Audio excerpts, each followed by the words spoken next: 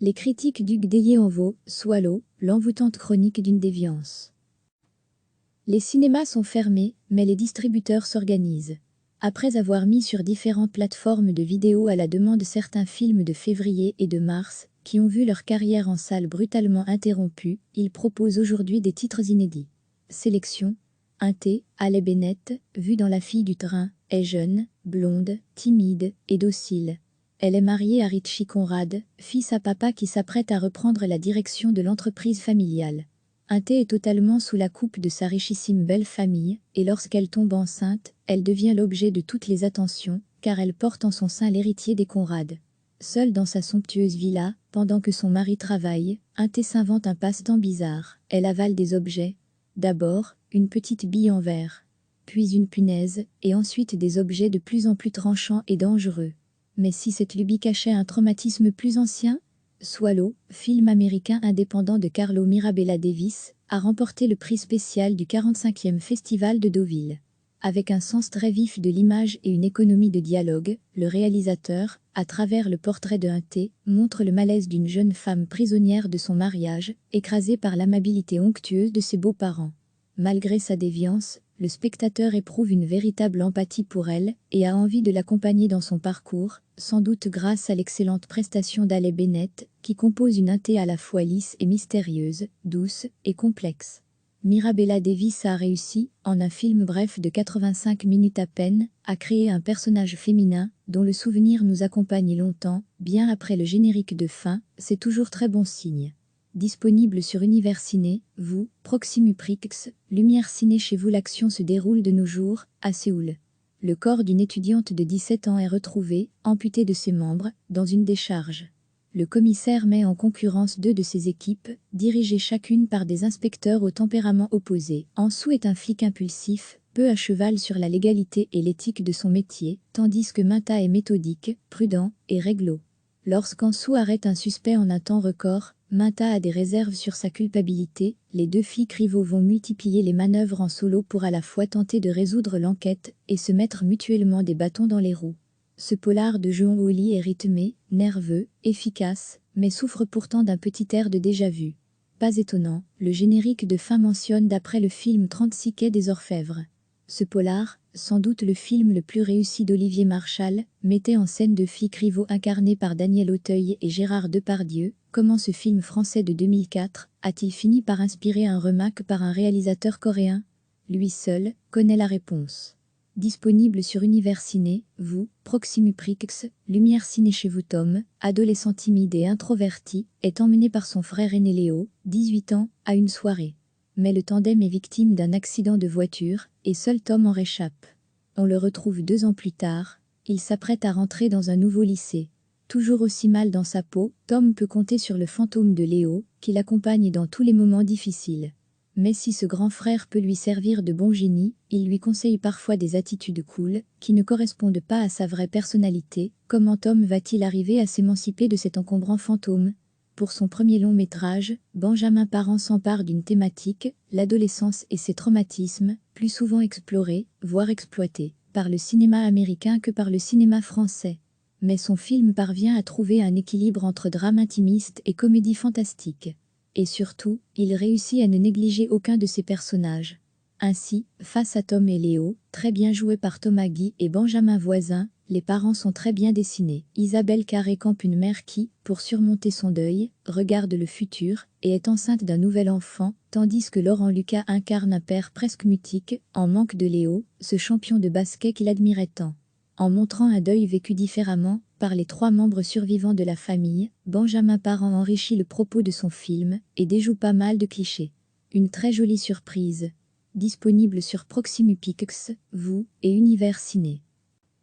Javier, ancien publicitaire en vogue, a son avenir professionnel derrière lui. Jugé désormais ringard, il n'arrive pas à rebondir et à trouver un nouveau job. Privé de ses revenus, il doit se résoudre à abandonner son magnifique appartement dans un immeuble chic de Barcelone et doit déménager avec sa femme et son fils dans un petit flat lugubre d'un quartier populaire. Mais Javier a réussi à conserver en cachette une clé de son ancien logement, et lorsque les nouveaux occupants s'absentent, il en profite pour s'y glisser et se renseigner sur leur profil. De fil en aiguille, il va s'arranger pour faire la connaissance de Thomas, ce jeune homme qui occupe, avec sa femme et sa fille, l'appartement tant regretté. Le cinéma espagnol actuel produit, à intervalles réguliers, des films fantastiques originaux et des polars de haut vol. Dernier en date, ce The Occupant, signé par deux frères, David et Alex Pastor, qui distille un malaise insidieusement grandissant. Tout en prenant garde de rester plausible et réaliste, le film raconte l'escalade de son personnage principal, Javier, avec un sens aigu du suspense. Résultat, on ne s'ennuie pas une minute. C'est une des bonnes nouveautés de ce printemps sur Netflix. Les cinémas sont fermés, mais les distributeurs s'organisent. Après avoir mis sur différentes plateformes de vidéos à la demande certains films de février et de mars, qui ont vu leur carrière en salle brutalement interrompue, ils proposent aujourd'hui des titres inédits. Sélection. Un thé, Halle Bennett, vue dans La fille du train, est jeune, blonde, timide et docile. Elle est mariée à Richie Conrad, fils à papa qui s'apprête à reprendre la direction de l'entreprise familiale. Un thé est totalement sous la coupe de sa richissime belle famille, et lorsqu'elle tombe enceinte, elle devient l'objet de toutes les attentions, car elle porte en son sein l'héritier des Conrad. Seule dans sa somptueuse villa, pendant que son mari travaille, un thé s'invente un passe-temps bizarre. Elle avale des objets. D'abord, une petite bille en verre, puis une punaise, et ensuite des objets de plus en plus tranchants et dangereux. Mais si cette lubie cachait un traumatisme plus ancien? Swallow, film américain indépendant de Carlo Mirabella Davis, a remporté le prix spécial du 45e Festival de Deauville. Avec un sens très vif de l'image et une économie de dialogue, le réalisateur, à travers le portrait de un thé, montre le malaise d'une jeune femme prisonnière de son mariage, écrasée par l'amabilité onctueuse de ses beaux-parents. Malgré sa déviance, le spectateur éprouve une véritable empathie pour elle et a envie de l'accompagner dans son parcours, sans doute grâce à l'excellente prestation d'Halle Bennett, qui compose une thé à la fois lisse et mystérieuse, douce et complexe. Mirabella Davis a réussi, en un film bref de 85 minutes à peine, à créer un personnage féminin, dont le souvenir nous accompagne longtemps, bien après le générique de fin, c'est toujours très bon signe. Disponible sur Univers Ciné, vous, Proximus Prix, Lumière Ciné chez vous. L'action se déroule de nos jours, à Séoul. Le corps d'une étudiante de 17 ans est retrouvé, amputé de ses membres, dans une décharge. Le commissaire met en concurrence deux de ses équipes, dirigées chacune par des inspecteurs au tempérament opposé. Ansou est un flic impulsif, peu à cheval sur la légalité et l'éthique de son métier, tandis que Minta est méthodique, prudent et réglo. Lorsqu'Ansou arrête un suspect en un temps record, Minta a des réserves sur sa culpabilité. Les deux flics rivaux vont multiplier les manœuvres en solo pour à la fois tenter de résoudre l'enquête et se mettre mutuellement des bâtons dans les roues. Ce polar de Juan Oli est rythmé, nerveux, efficace, mais souffre pourtant d'un petit air de déjà-vu. Pas étonnant, le générique de fin mentionne d'après le film 36 quai des Orfèvres. Ce polar, sans doute le film le plus réussi d'Olivier Marchal, mettait en scène deux flics rivaux incarnés par Daniel Auteuil et Gérard Depardieu. Comment ce film français de 2004 a-t-il fini par inspirer un remake par un réalisateur coréen? Lui seul connaît la réponse. Disponible sur Univers Ciné, vous, Proximus Prix, Lumière Ciné chez vous.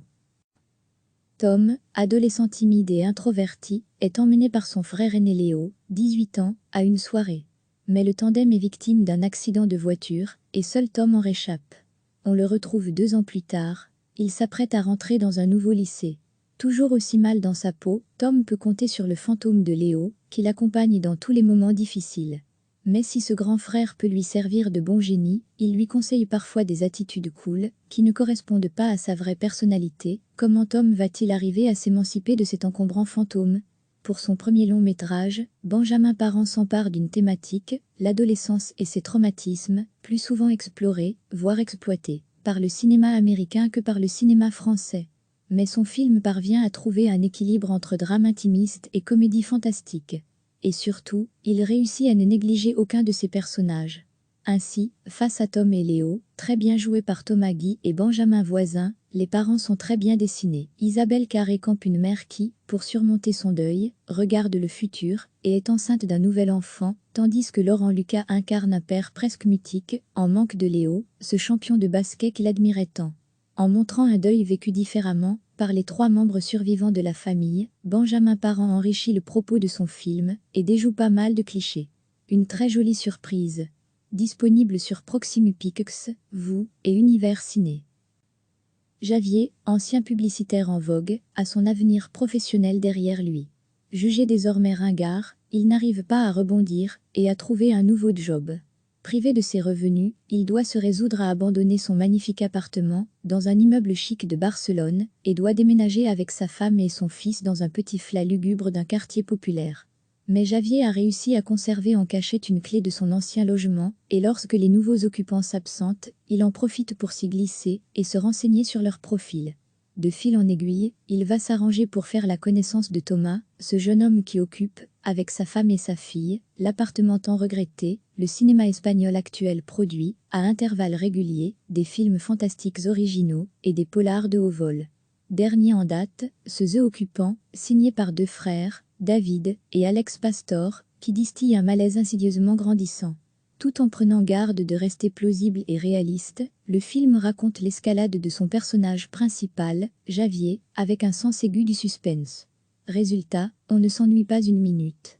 C'est une des bonnes nouveautés de ce printemps sur Netflix. Cliquez sur s'abonner pour recevoir les dernières nouvelles.